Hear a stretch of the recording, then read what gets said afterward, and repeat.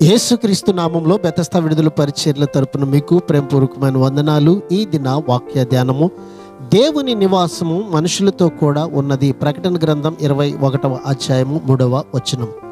దేవుని నివాసము మనుషులతో కూడా ఉంది అంటే క్రొత్త భూమి మీద, దాని మీద దేవుడు మనుషుల మధ్య నివాసం ఉంటాడు గనుక అది పరలోకం అవుతుంది.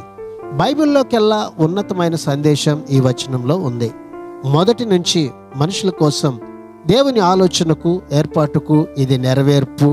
ఈ ఆలోచన ఆదిలోనే నిర్గమకాండం 25వ అధ్యాయం 8వ వచనంలో రాయబడి ఉంది. నేను వారిలో నివసించినట్లు వారు నాకు పరిశుద్ధ స్థలమును నిర్మింపవలెను. అవునండి, దేవుడు మన మధ్యలోను, మనతోనూ, మనలోనూ కూడా నివసించే దేవుడు. ఆయన నీలో నివసించాలని నీవు కోరుకున్నట్లయితే ఈ క్షణమే ఆయనను నీలోనికి ఆహ్వానించు. ఈ లోకంలో ఏమి ఉన్నా లేకున్నా ఆయన మనతో ఉంటే చాలు. ప్రార్థన. మహాపరిశుద్ధుడా, మహోన్నతుడా, జీవాధిపతి, మా మంచి యేసయ్య, నీ మహాకృపను బట్టి ప్రేమించి మరొక నూతన దినాన్ని మాకు ఇచ్చినందుకు నీకు వందనాలు, స్తోత్రాలు చెల్లిస్తూ, అయ్యా, ఈ లోకంలో మాకు ఏమీ ఉన్నా లేకపోయినా నీవు మాకు తోడుగా ఉంటే చాలయ్యా.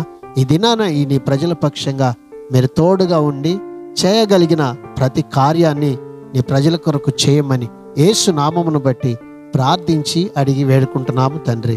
ఆమెన్.